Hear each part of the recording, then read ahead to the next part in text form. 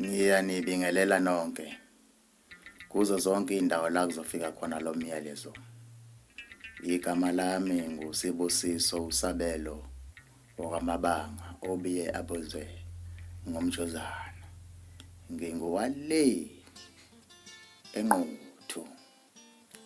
Namhlanje ngizothinta isihloko esikhulu kakhulu esithi zinike isikhathi. Omunye kuzoyibuza umbuzo ukuthi ingabe ngiqondeni ngalesi sihloko esithi zinike isikhathi. Ikakhulukazi empilweni emhlabeni esiphila kuwo sinezifiso ezahlukahlukene esiphila ngazo nezimfuno ezahlukahlukene esiphila ngazo. Kodwa mangabe siphila ngendlela esiphila ngayo kuhamba egcina kuba nezingqinamba ezithize esihlangabezana nazo. Akusikho ukuthi ngoba naku-ke kumele kube nezingqinamba kokunye, kodwa kwesinye isikhathi kuyaye kube ukuthi wena awuyinikazanga isikhathi. Mhlambe njengamanje umfundi ufunda enyuvesi noma ufunda esikolweni noma uphinda ibanga le-11 lokho sikuthi ngesilungu ugrade 11, awusazi ukuthi wenze njani. Usabathe uyasibhala isibala hayi sikhipha. Usabathe uyayifunda encwadi yama-literature lapha kwi-English noma esiZulwini, hayi khona kuhambe kahle. Mhlambe ngekhathi zakho semusha kusekhona isifundo se-Afrikaans ngaleza khathi zakuqala waze wasiyeka isikole ngesimo sokuthi yayichitha i-Afrikaans. Kodwa uSibusiso Usabelwa kwamabanga namhlanje uthi kuwe zinike isikhathi. Mhlawumbe ukuba le video lena okade uyithole ngalezo khathi lezo wasuzwa lo myalezo engikupha wona namhlanje ukuthi zinike isikhathi. Mhlawumbe ngaba ukho lapho khona njengamanje. Ingabe unemlenze enyuvesi noma unemlenze eminingi awusazi ukuthi wenze njani. uSibusiso namhlanje uzokupha isixazululo sempilo yakho.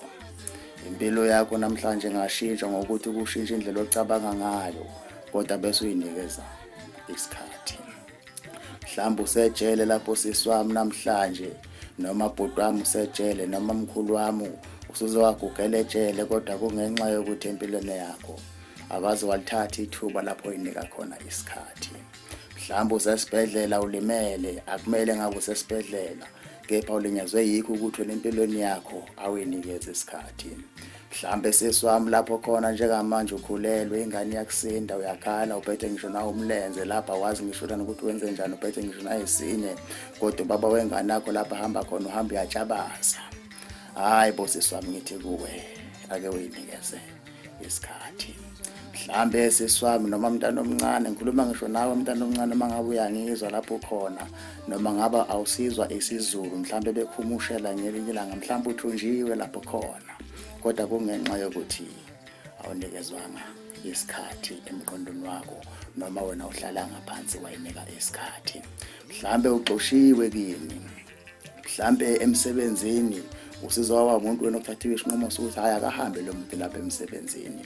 Mhlambe isithanda sakho nalene naso nahlukana naso, hayi ngoba nakho kunenkinga. Mhlambe isenkinga esekuthenini wena awuyinike isikhathi. uSibusiso namhlanje uthi kuwe ake uzame esekuthenini mangabe umuntu noma ngabe ubani noma ngabe ukuphubulili noma ngabe ungakanani noma ngabe umude kangakanani noma ngabe umfishane kangakanani noma ngabe udume kangakanani noma ngabe uhlonipha kangakanani noma ngabe usichuse ngakini noma ngabe awunalutho, kodwa kubalekile ukuthi mangabe umuntu ukuzinikeze isikhathi. Mawufunda incwadi kaRoy Kileni kunosochwepheshe lapho uncitha buchopho okuthiwa uGardner uthi uma ngabe umuntu nje uphiwe umqondo wakho, ikahle hle usuke uphiwe yonke into ongahle uyenze umqondo wakho, kodwa izinto esiphiwa wayehlukahlukene. Kodwa mangabe uphiwe umqondo wakho kuyenzeka uthola ukuthi umqondo wakho enye into uyenza ibe enkulu ukunene.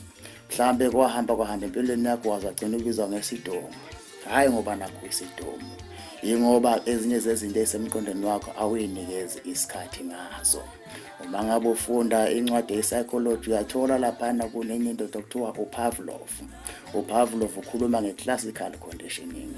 Uma sikhuluma nge-classical conditioning sikhuluma lapho umuntu nomuntu eyiqeqesha khona ngokomqondo wakhe ukuze kwenzeke lento lena afisa ukuyenza.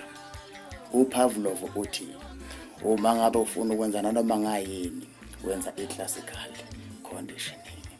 Ngichaza ukuthi kuwe njengamanje noma ngabe kunengqinamba engakanani obhekene nayo, mhlambe ebandleni lakho amakholo ayafika namhlanje kusasa wasekho, uyayibuza ukuthi kungani, uzuyitshela ukuthi uNkulunkulu ukulahlile.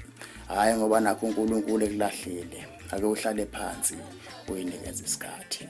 Ngisho nencwadi engcwele eBhayibhelini iyangifakazela laphana kumshumayelo wesithathu mayethi uverse 1, konke kunesikhathi sakho. Kukhona isikhathi sokujabula, kukhona isikhathi sokukhala. Kukhona isikhathi sokutshala, kukhona isikhathi sokuvuna. Kukhona isikhathi sehlobo, kukhona isikhathi sobusika. Ngithi kuwe namhlanje uma ngabe kuwukuthi usenkingeni ukuthi akwazi ukuthi ungenze njani, ngithi kuwa-ke uyinikeze isikhathi. Kwezinye indawo abantu abaningi ufica ukuthi babhekene nenkinga nje namhlanje ingoba bayinikeza isikhathi sokuhlala bodwa. Uma ngabe umuntu kuyadingeka esekuthenini ukube ne-time plan, ukube ne-timetable, uyinikeze isikhathi sokuhlala wedwa, ucabange ngazo zonke ingqinamba obhekene nazo. Ngithi ngikhuluma nawe nje lapho seswami noma lapho bhuti wami noma mshana noma ndodana noma wena ndodakazi lapho khona, ngithi kuwe lozo yibalo ezokuhlulayo wemfana wami omncane. Ingabe uyinikeza isikhathi sokustadisha ekhaya ngoba kuvaliwe? Uwe bhuti wami, ingabe uyayinikeza isikhathi esanele sokuthi yonke lento obhekene nayo ukwazi ukuyixazulula? Hayi bo, angithi wena washada, awumnikezi ngani umuntu othandana naye isikhathi sakhe? Ngiyakubuza ngiphendule namhlanje. Okay. Angithi kukho konke lapho hamba khona njengamanje kuyafinakala ukuthi ube umuntu oyinikeza isikhathi, kodwa abantu abaningi abayinikeza isikhathi. Kuyadingeka futhi uma ngabe umuntu ukuthi uyinikeze isikhathi sabangani. Omunye nyazi lapha khona uzokasho athi kini, ushola ukuthi nokuthi ngiyophuza utshwala kumele ngiyinikeze isikhathi mfoka amabanga. Cha, angisho njalo. Uma ngabe ngithi inikeze isikhathi ngisho ngento esuke ikuhlula, angisho nanoma ngani ukuthi uyinikeze isikhathi. Ngithe ngisaqala le video lena ngakhuluma ngomuntu ohlulwa izibalo nohlulwa isibhunu nohlulwa noma ngayini empilweni yakhe, kodwa mangabe uyophuza utshwala usuke uyophuza into engahluli kodwa into oyithandayo. Njengamanje mina ngikhuluma ngento eba-challenge kuwe eyinqinamba ukuthi ubokuyinike isikhathi sokwenza ucwaningo ngayo phecelezi i-research. Abafundile bakhuluma ngento okuthiwa i-critical thinking. Uma ngabe umuntu kuyadingeka nje ukuthi uyibuze imibuzo uma uzokwenza into ukuthi ingabe lento ngiyenzelani.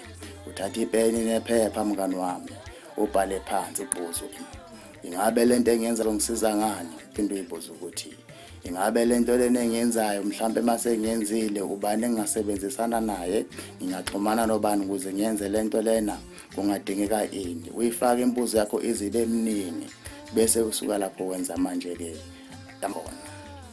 Mase ufaka ama-answer khona bese uphendula yonke leya mbuzo leyo kade uyenza. Lokho siyasithi i-analysis ne-synthesis. Ngixolise ngokukhuluma isilungu. Ngisho ukuthi kuwe namhlanje ake wenze critical thinking. Uma kufika umuntu kuwe ethi asambe siyotshontsha, ake uyibuze ukuthi ngoba ethi siyotshontsha nje kuyakuphelelaphi. Ake ucabange ngesigcino uma ngabe wenza into. Ake ucabange ngama-challenges uma ngabe wenza into. Akuthathe isinqumo ukuba into uyicabangele musu kusuka nje wenze into ngoba nakho uyibone yenziwa obani.